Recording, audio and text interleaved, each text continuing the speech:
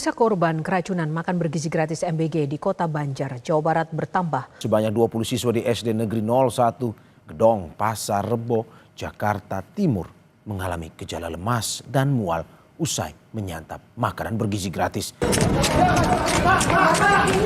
Ayo mundur. Mundur. Awas bu, awas bu.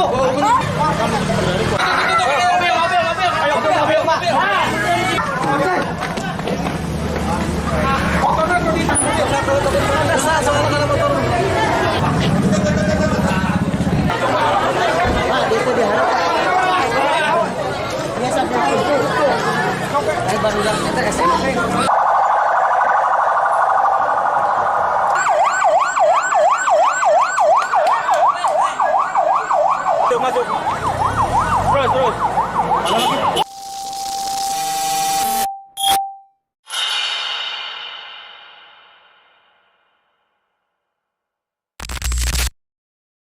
Assalamualaikum warahmatullahi wabarakatuh.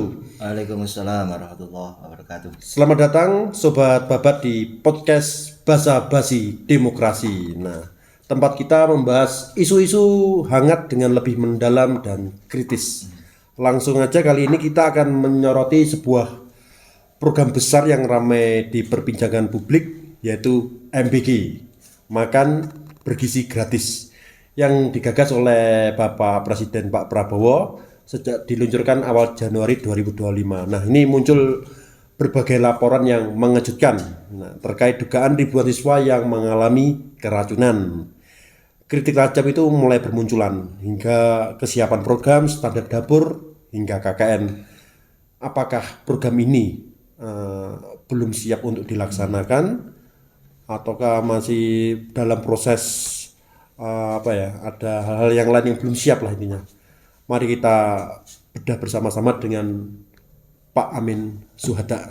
Oke Pak Amin, Ya. Ini langsung aja Pak Amin. Sebenarnya apa penyebab terjadinya keracunan massal pada siswa dari program MBG ini? Baik, sebelum ke situ ya, jadi biar konteksnya paham nih teman-teman sahabat babat ini ya. Yang pertama yang perlu dicermati adalah bahwa tadi bukan dugaan, Mas, itu sudah fakta ya. Oh, fakta ya. Temuan terakhir itu kan tercatat sejak Januari sampai yang kejadian heboh kemarin di Bandung Barat itu sudah lebih dari 8.000 kasus keracunan MBG, lebih dari 8.000. Meskipun kemudian Mr. Prabowo defense ya, nah itu kan cuman 0,000 sekian dari total penerima manfaat dari program MBG ini. Ya, tidak etis ya mengatakan korban yang 8.000 lebih itu dikonversikan hanya angka statistik 0,0 sekian, itu tidak etis. Bagaimanapun satu orang saja itu sudah warning yang tidak boleh negara itu membahayakan nyawa rakyatnya. Jangankan 8.001 aja itu pelanggaran konstitusi. Itu pertama. Jadi bahwa angka 8.000 lebih yang menjadi korban keracunan MBG itu adalah sesuatu yang sangat memprihatinkan. Itu warning keras ya, bukan hanya lampu kuning, itu harusnya udah lampu merah itu. Ya, terlepas angka statistik yang dibilang sama Pak Prabowo. Yang kedua yang harus dicermati lagi, sampai detik ini berjalan, artinya sudah masuk bulan ke-10 ya, mulai Januari sampai Oktober itu ternyata tanpa disadari publik tidak banyak memperhatikan bahwa program ini belum ada payung hukumnya, Mas. Jadi ini bisa dibilang akrobat politik. Ya, kebijakan yang inkonstitusional harusnya itu kalau kita tegak lurus dengan konstitusi, apa yang dilakukan Prabowo itu sudah menyalahi konstitusi. Bagaimana mungkin dia membuat sebuah program ya yang tidak ada payung hukumnya, tidak ada surat presiden inpres atau surpres atau apa, tidak ada ya, apalagi payung hukum yang bersifat konstitusi seperti undang-undang, nggak ada. Undang-undang nggak ada, peraturan pemerintah juga ada, bahkan yang level aturan yang bawah seperti instruksi presiden pun tidak ada. Jadi programnya tiba-tiba aja jalan gitu. Kayak kita mau bikin acara, misalnya yuk kita jalan ke gunung, ke camping, ya gitu aja. Kan nggak begitu. Padahal program ini sudah memakan anggaran yang cukup besar. Kemarin kan meskipun serapannya rendah ya, katanya Pak Menteri Purbaya itu katanya serapannya kan masih rendah, tapi itu kan sudah dialokasikan 70 triliun lebih itu program untuk tahun 2025 ini. Ya bayangkan menjalankan sebuah program nilainya fantastis lebih dari 70 triliun ya, tapi tanpa payung hukum. Wah ini kalau dari sudut pandang hukum tata negara, wah ini akrobat ini. Akrobat. Ini harus sayangnya DPR RI-nya kan memang 80% lebih koalisi pemerintah ya. Jadi mereka diem aja itu. Harusnya itu disemprit itu Prabowo. Ya, yang ketiga, kalau pertanyaan tadi, maka menjadi sebuah konsekuensi logis ketika sebuah program itu tidak ada payung hukumnya, yang kemudian efek berikutnya adalah tidak ada prosedur atau SOP lah ya kita bilang yang jelas, itu kemudian menimbulkan musibah, masalah petaka gitu loh. Ya udah ada standarnya Mas. Kita aja kalau bikin usaha kecil-kecilan aja harus pakai SOP kok. Kita mau mengerjakan apa, kita mau bikin podcast ini, itu ada SOP-nya terkait dengan penyiapan peralatan ya, perangkat kamera, sound ya, terus setting tempat ya. Kalau seperti siapa materi seperti Mas itu kan juga ada apa yang mau kita bahas, kisi-kisi apa, itu semua ada prosedurnya. Ini bikin program 70 triliun lebih, menjangkau puluhan juta masyarakat ya, dan kaitannya itu dengan nyawa loh Mas. Makanan loh Mas, makanan itu kan masuk ke dalam tubuh, apalagi kalau kemudian beracun ya. Kan pengen kita lihat kemarin yang heboh itu di Bandung Barat itu ya, ada yang kejang-kejang, ada yang sampai kemudian berhari-hari harus dirawat, meski selalu pemerintah itu menggunakan teori pemadam kebakaran. Ya sudah, nanti biaya pengobatan kita gratiskan, itu menjadi tanggung jawab negara. Ya kan buang-buang duit Mas. Dan yang paling penting itu membahayakan keselamatan nyawa rakyat. Jadi bukannya MBG itu makanan bergizi gratis, tapi menjadi makanan berbahaya guys. Ya, sekali lagi tanpa kita kemudian melihat angka statistik ya, karena keselamatan, keamanan nyawa rakyat itu tidak bisa dikonversikan dengan apapun, apalagi hanya angka statistik yang katanya 0,0017%. Tidak bisa. Itu menunjukkan bahwa programnya adalah program ngasal ya. Ya mungkin ada kepentingan-kepentingan yang harus kita elaborasi, apa sih maunya Prabowo dengan program ini. Betulkah kemudian se-otentik itu keinginan Prabowo untuk melayani rakyatnya? Itu nanti kita coba bahas Mas. Ya. Next pertanyaan Pak Amin. Ya.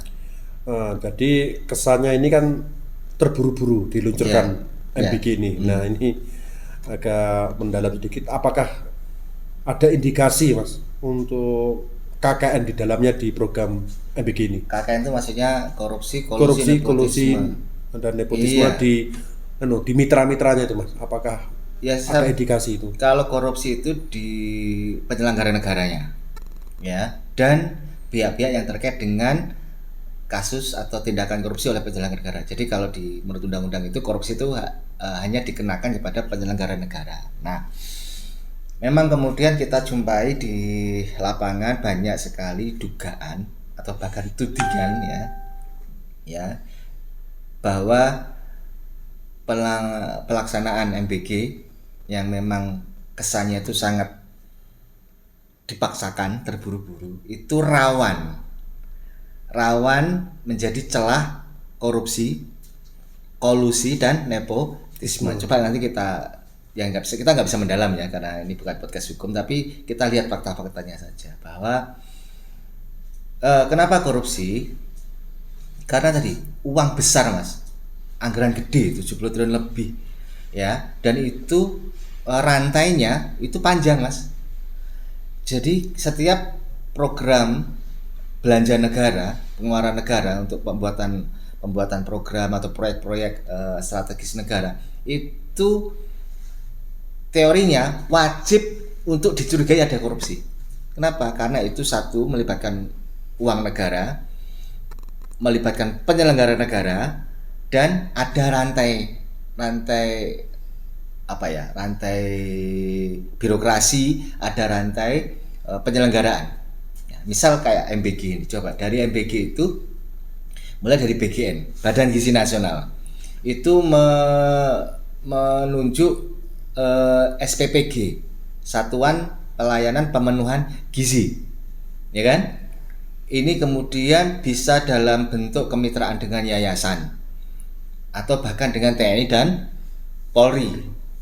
Nah, yayasan ini kemudian menunjuk mitra dapur, ya kan, mitra dapur yang bisa kemudian secara operasional menyediakan menu itu sesuai dengan target mulai 2.000, 2.500, 3.000 atau 3.500 porsi. Nah, ini sudah ada berapa rantai nih, Mas, gitu ya.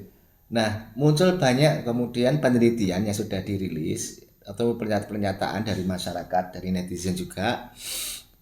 Itu dari harga 15.000 itu kan rinciannya 2.000 itu untuk keuntungan dapur, 3.000 untuk operasional, ya, untuk bayar tukang masak, tukang nyuci, tukang kirim dan sebagainya itu. Nah, 10.000 dalam bentuk menu makanan tadi. Nah, banyak yang meneliti dan kemudian menyampaikan kepada publik 10.000 yang harusnya dalam bentuk makanan itu pun karena tadi dapurnya itu adalah mitra lagi, bukan langsung yayasan punya dapur bikin, dan yayasan itu nanti dia ngesubkan lagi, subkon lah ya, ke yang lain, ke dapur, misalkan ke satu catering atau ke satu pihak yang kemudian mampu untuk menyelenggarakan masak-masaknya itu jatuhnya tinggal 8.000. Bahkan kemarin tuh viral, kalau dinilai hanya 6.000 sekian ada di beberapa titik itu, Mas.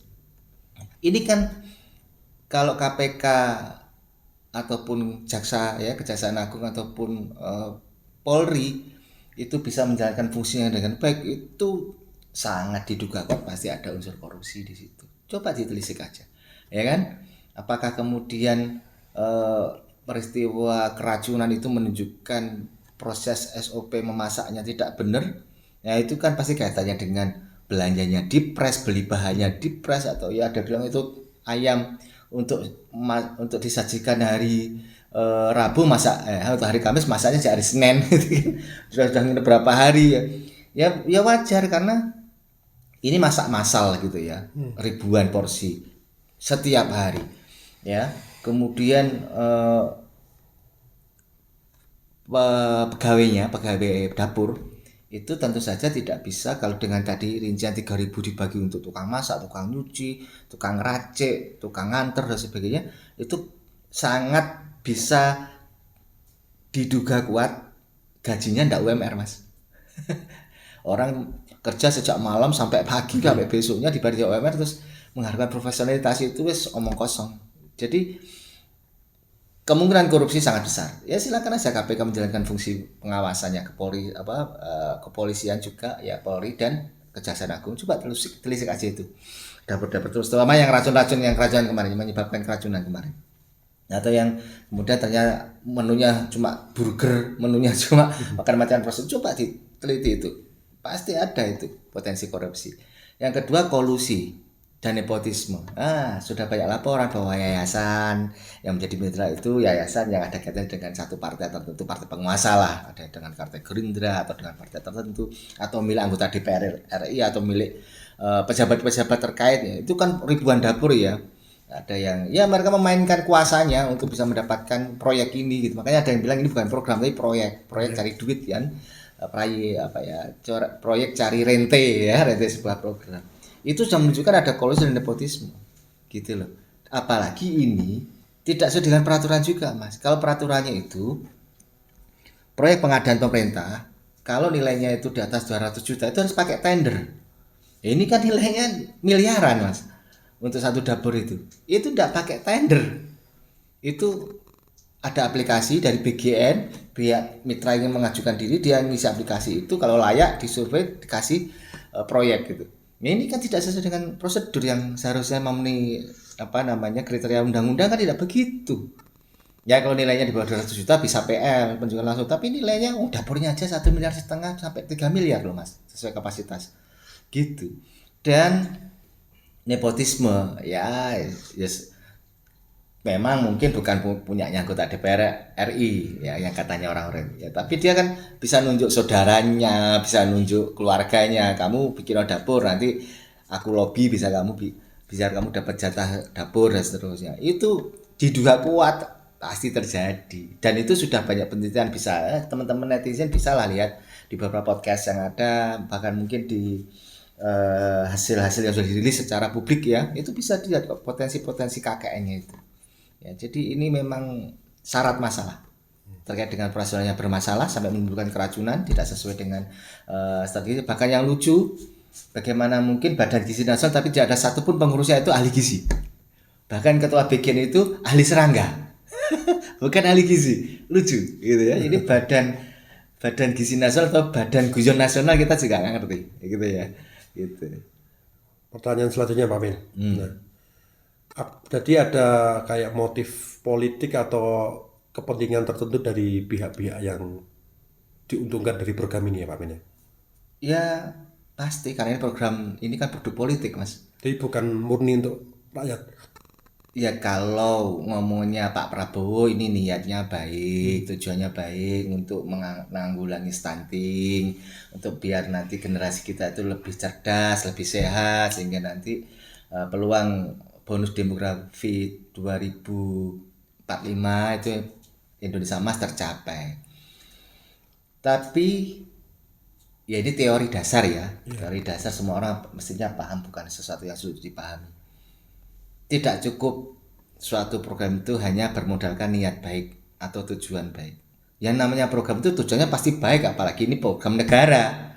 Bagaimana mungkin negara itu merencanakan sesuatu yang jahat pada publik ya, pada rakyatnya? Tidak mungkin lah, pasti semuanya mengklaim ini niatnya baik, tujuannya baik. Tapi itu kan tidak cukup. Program itu nggak cuma modal niat Mas. Loh, itu pakai uang negara, pakai uang rakyat puluhan triliun kok, bahkan nanti anggarannya kalau sudah full melayani semua siswa di Indonesia itu kan sampai 300 hampir 400 triliun per tahunnya. Tidak cukup modal baik, niat baik, tidak cukup dengan klaim ini tujuannya baik. Ya prosesnya harus baik, bener. Kalau kita ngomongnya konstitusi ya sesuai konstitusi. Jadi mulai program itu payung hukumnya dibuat dulu dong. Bagaimana mungkin program negara nggak ada payung hukumnya? Sehingga kalau nggak ada payung hukumnya, ketika terjadi pelanggaran, penyimpangan, ya nggak ada perangkat untuk menjerat dong. Nggak ada hukumnya, ya mau melanggar mau ini kan bebas, nggak ada tuntutan, nggak ada payung hukumnya loh Mas. Ya, ini kan sudah kekonyolan gitu loh, absurd. Program itu absurd dari segi payung hukum aja nggak ada. Kalau sudah ada payung hukumnya, harus melalui proses research and development yang bagus, diriset dulu. Gitu loh, katanya udah jalan-jalan ke Brazil, ke Jepang, ke India, mana buktinya? Nggak ada kan implementasinya. Standarisasi dapur aja nggak jelas, standarisasi gizi dan menu makan aja nggak jelas. Mana mungkin bergizi kalau yang disuguhkan itu burger atau makanan junk food atau makanan yang sudah melalui proses ultra apa itu loh, intinya makanan frozen food itu loh. Tempura-tempuraan, sosis-sosisan itu gizinya dari mana gitu. Jadi diriset dulu, dibuat uji coba, trial dulu, prosedur yang bagus, yang efektif, yang efisien. Ya, yang kemudian tidak menimbulkan tadi potensi KKN, tidak menimbulkan potensi salah prosedur. Itu kan diriset dulu, enggak bisa buru-buru. Gitu loh. Terus setelah nanti diriset, dipublikasikan dulu naskah akademiknya bagaimana, ya kan, dipublikasikan kepada publik, menyerap aspirasi publik. Paling tidak butuh setahun gitu lah. Bisa nanti mau dibuatkan payung hukumnya undang-undang, ya masukkan dulu ke prolegnas kan, sampai itu menjadi sebuah payung hukum dalam bentuk undang-undang yang jelas, undang-undang MBG misalkan. Terus kemudian dalam waktu bersamaan secara simultan melakukan uji coba, melakukan riset dan seterusnya, pembuatan prosedur yang jelas, termasuk penunjukan dapur-dapur mitra-mitra itu harus dengan dengan etika yang benar. Ya memang secara hukum tidak apa-apa Mas, sampai misalkan anggota DPR RI lalu sampai mengikuti program pemerintah, masuk dalam sebuah tender atau mengambil proyek pemerintah melalui orang lain, melalui misalkan dengan keluarga, itu secara hukum tidak apa-apa selama tidak ada korupsi di situ. Tapi kan tidak etis Mas, kan tidak etis. Seorang penyelenggara negara secara langsung maupun tidak langsung mengambil peran dalam penyelenggaraan proyek atau program negara itu tidak etis. Ya boleh secara hukum tapi kan tidak etis.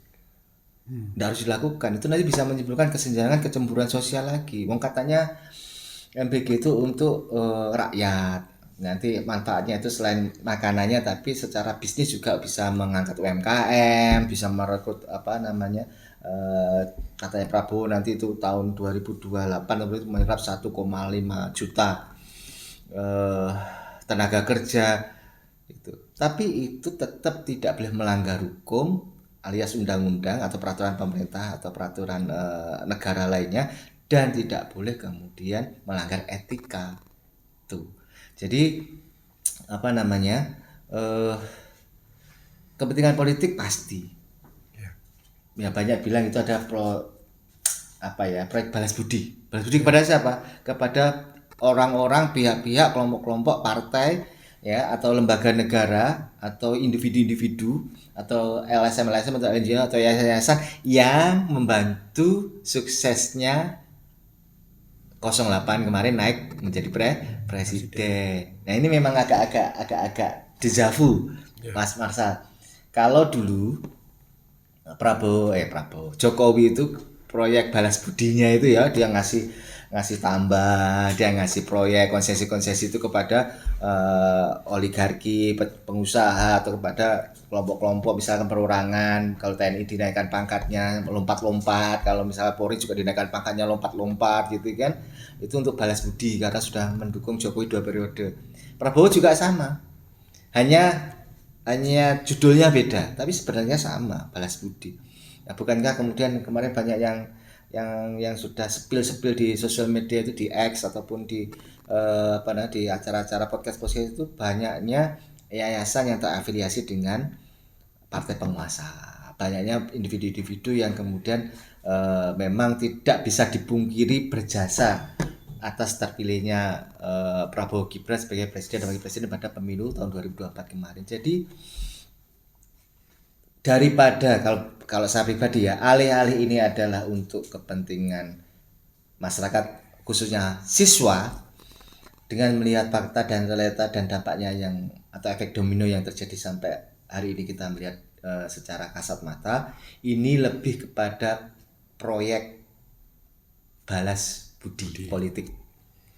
Ya. Nah kalau itu memang dibantah ya silakan tunjukkan buktinya bahwa ini bukan proyek balas budi. Tunjukkan bahwa dapur-dapur itu tidak ada afiliasi dengan partai penguasa, tidak punya afiliasi dan penguasa.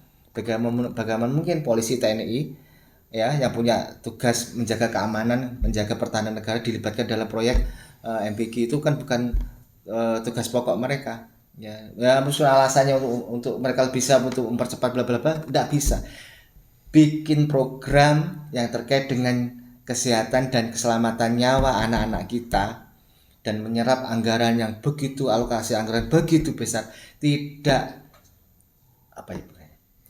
jangan pernah menggunakan cara yang terburu-buru. Apa yang membuat terburu-buru itu apa? Kalaupun misalkan Prabowo itu meniatkan secara tulus, taruhlah kita positive thinking ya, kita khususkan ke Prabowo itu adalah niat tulusnya melayani masyarakat, ya kan ya buru-buru juga, ya dan tidak harus begitu terpilih langsung janji kampanye enggak. Kenapa? Justru menjadi blunder gitu, ya duit negara hilang, diceh-ceh lah istilahnya, digunakan secara tidak efektif dan tidak efisien, dampak programnya juga tidak jelas, bahkan berbalik menjadi malapetaka, ya kan? Dan kemudian itu tadi, bagaimana integritas dan kredibilitas penguasa dipertaruhkan, Mas, gitu loh, ya. Makanya kalau dikatakan apakah ada motif kepentingan politik tertentu, pasti iya. Ya tinggal kemudian nanti fakta dan data yang akan membuktikan itu. Ya kalau pemerintah klaimnya enggak lah, enggak mungkin ngaku. Gitu lah. Ya. Oke, nih sip, penjelasan sangat sangat bagus sekali. Ini ada pertanyaan terakhir. Ya. Bila mana ini ditonton oleh pemerintah atau orang-orang yang bergerak di gizi gratis, harapannya sudah bisa melakukan uji kelayakan, standar gizi, keamanan pangan. Nah, Ya. yang menjadi pertanyaan saya, apakah terburu-buru ini sebagai bentuk empati simpati Pak Prabowo agar bahan-bahan untuk MBG ini bisa meningkatkan UMKM, itu yang pertama, Mas. Yang kedua, bisa mengatasi angka pengangguran yang tinggi, Ya. dan hasilnya itu kembali ke murid-murid, ke rakyat. Jadi oleh rakyat untuk rakyat, seperti itu. Apakah seperti itu? Nah tadi sudah kita bahas panjang lebar, enggak begitu. Sementara kan enggak begitu. Sementara klaim Prabowo bahwa ini tujuannya baik itu belum terbukti dengan hasil. Ya. Klaim niat tujuan itu kan harus berbanding lurus dengan hasilnya toh Mas. Ya kalau memang tujuannya baik, hasilnya kan harusnya baik. Jika cara proses tujuan itu dengan cara yang baik dan benar. Nah ini niatnya baik, tujuannya baik, tapi tadi payung hukumnya aja tidak ada.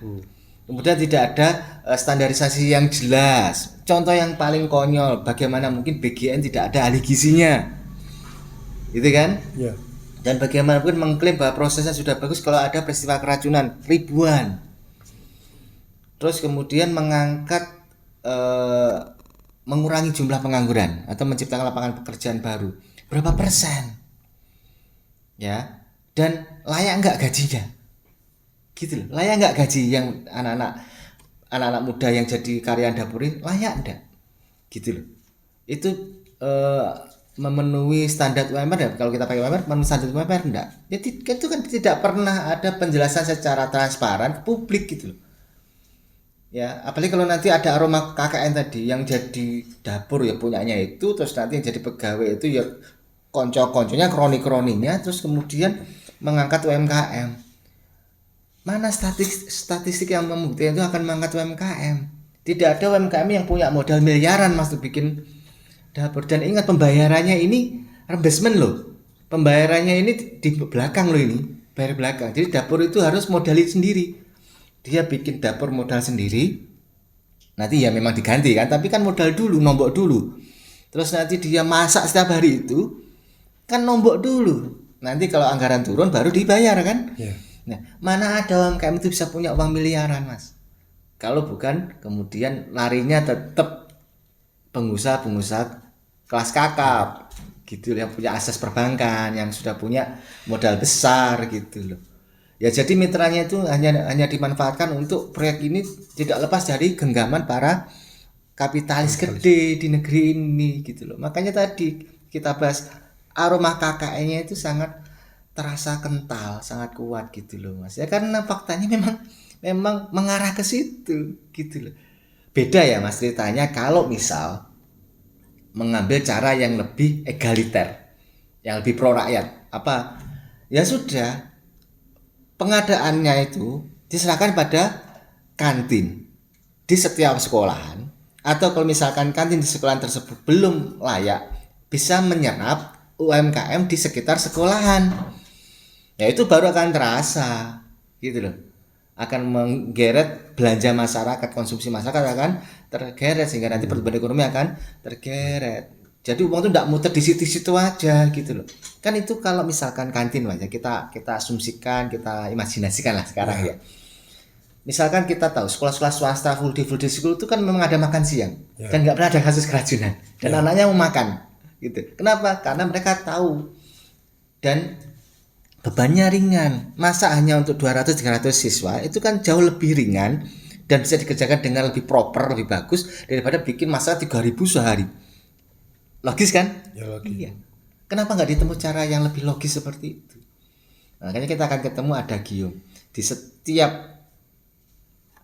ada cara mudah untuk menjalankan suatu rencana, namun kemudian justru dipilih cara yang sulit untuk menjalankan rencana tersebut, itu dalam tanda kutip quote and quote dipastikan ada permufakatan jahat di baliknya. Ya toh, wong lek gane selintutan itu kan mesti enak sing didelikne toh Mas. Ada yang disembunyikan, ada yang hidden agency, hidden agenda. Ada agenda tersembunyi kan yang tidak ingin diketahui oleh publik gitu. Pasti. Jadi kan logis saja lah, mikirnya kan sederhana. Kalau ada cara gampang kenapa pakai cara sulit? Itu kan prinsip kita selama ini kan. Kalau bisa dipersut kenapa dipermudah? Karena pasti ada di situ upaya untuk mencari keuntungan yang sifatnya itu ilegal gitu loh. Nah kalau misal MBG ini untuk mengatasi stunting Mas ya, kenapa kemudian tidak diprioritaskan oleh pemerintah? Itu di daerah 3T, tertinggal, terluar, apalagi terdalam gitu ya, atau yang daerah gunungan, pelosok dan sebagainya. Ya mereka alasan mereka belum ada dapur yang bisa. Ya itu memang tugasnya pemerintah berkreasi supaya orang-orang yang 3T ini yang secara jangkauan mereka terhadap makanan bergizi itu sangat kurang, justru itu yang diprioritaskan, bukan di kota-kota besar. Di kota-kota besar ya, misalkan anakku Mas ya, sekolah itu kasih MBG tak larang makan kok. Ya timbangan nih satu, pasti ndak enak Mas. Sampai neng mantenan prasmanan ada enak nggak masakannya? Kecuali mantenannya kelas jet-set itu. Ndak ada yang enak, terus gorengnya anyep, sotonya anyep, sope anyep, satenya anyep. Kenapa? Masaknya kan masal Mas. Ini 3.000 Mas. Dan anak itu dipaksa untuk makan makanan dana. Mungkin dia lebih suka makanan kantin daripada makanan yang dihasilkan dari MBG itu. Ya, itu belum ngomong tadi gizi. Bener nggak gizinya ditimbang kalorinya sekian, proteinnya sekian, karbohidratnya sekian. Bener nggak itu? Ya kemarin itu kasih daging hiu Mas, keracunan. Kok bisa? Itu konyol loh. Hiu itu binatang dilindungi. Kok bisa dijadikan menu MBG? Dengan alasan itu makanan khas lokal. Makanan khas lokal malah mendukung tindakan yang menghabiskan binatang yang dilindungi, kan lucu. Jadi sudut pandang kita Mas ya, Bapak yang kita rekomendasikan adalah ke Pak Prabowo ya. Ya sampai itu kalau punya niat baik itu yo mikir.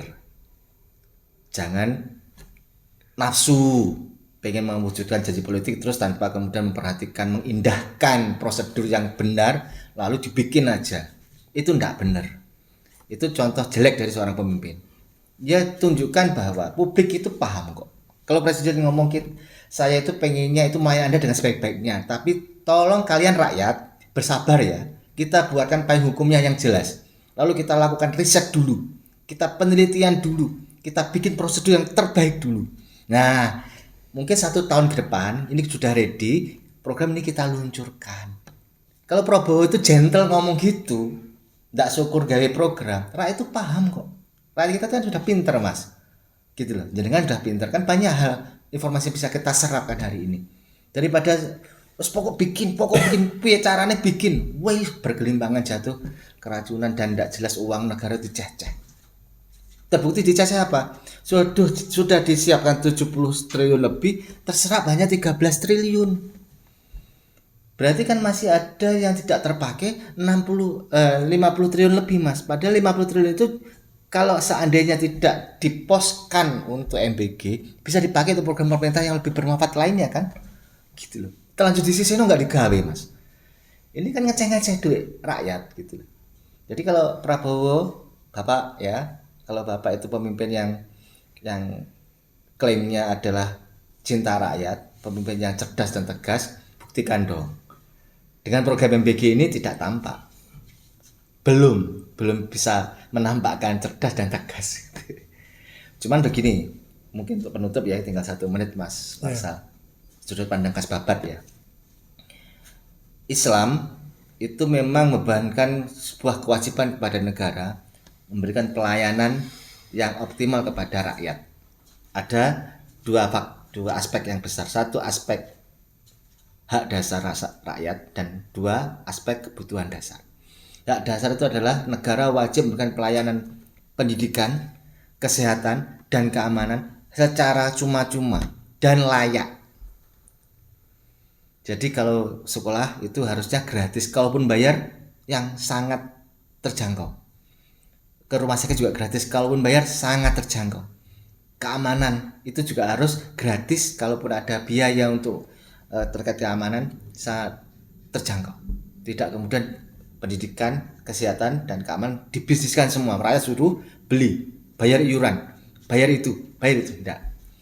Kedua, aspek kebutuhan dasar. Negara itu wajib menjamin rakyatnya itu bisa makan dengan layak, halalan toyiban. Makanya yang halal dan yang toyib, yang sehat, yang bergizi, yang higienis, yang steril, yang nggak bikin keracunan. Ya, kedua, tinggal dengan layak, punya rumah, punya tempat tinggal yang layak. Ya. Entah dengan konsep negara memberikan kepada yang tidak mampu atau negara memurahkan biaya pembangunan rumah dan sebagainya. Ya, atau negara memberikan pemukiman yang gratis kepada rakyatnya. Ya, dengan kriteria tertentu. Dan yang berikutnya adalah sandang. Jadi masyarakat itu harus bisa berpakaian dengan pantas, dengan mode yang layak, dan yang paling penting menutup aurat sesuai syariat. Nah, MBG itu masuk kepada tugas negara memberikan layanan makan kepada rakyat. Ya, dari segi itu memang oke, tapi itu tadi Mas ya, harus yang layak. Untuk bisa layak harus dengan prosedur yang benar, yang tepat. Kalau itu nggak bisa dipenuhi oleh rezim Prabowo, kita nanti 2045 bukannya generasi emas, tetapi menjadi generasi amblas. Begitu, Mas. Ya, demikian ya pembahasan kita mengenai polemik di MBG makan bergizi gratis. Masalah teknis yang bisa segera diperbaiki ataukah memang ada agenda tersembunyi yang perlu kita waspadai. Nah, jadi jelas setiap pemerintah itu harus menjaga keselamatan yang mengonsumsinya, kesejahteraannya rakyat, dan juga bukan hanya kepentingan sesaat. Nah, terima kasih sudah mendengarkan sampai akhir. Jangan lupa ikuti podcast ini, bagikan ke teman-teman, dan nantikan episode yang lebih seru dengan topik yang lebih tajam dan mendalam. Jangan sampai Anda buta, karena buta yang paling berbahaya adalah buta politik. Sampai jumpa, tetap kritis dan tetap bully. Assalamualaikum warahmatullahi wabarakatuh.